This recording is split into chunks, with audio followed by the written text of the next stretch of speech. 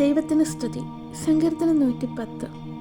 യഹോവ എൻ്റെ കർത്താവിനോട് അരുളിച്ചെയ്തത്, ഞാൻ നിന്റെ ശത്രുക്കളെ നിന്റെ പാദപീഠമാക്കുവോളം നീ എൻ്റെ വലത്തുഭാഗത്തിരിക്കുക. നിന്റെ ബലമുള്ള ചെങ്കോൽ യഹോവ സിയോനിൽ നിന്ന് നീട്ടും. നീ നിന്റെ ശത്രുക്കളുടെ മധ്യേ വാഴുക. നിന്റെ സേനാ ദിവസത്തിൽ നിന്റെ ജനം നിനക്ക് സ്വമേധ ദാനമായിരിക്കുന്നു.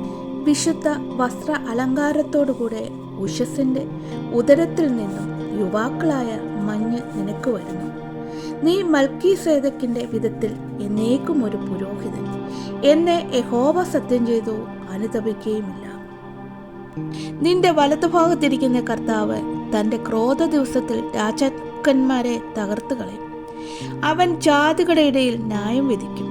അവൻ എല്ലായിടവും ശവം കൊണ്ട് നിറയ്ക്കും. അവൻ വിസ്താരമായ ദേശത്തിൻ്റെ തലവനെ തകർത്ത് കളയും.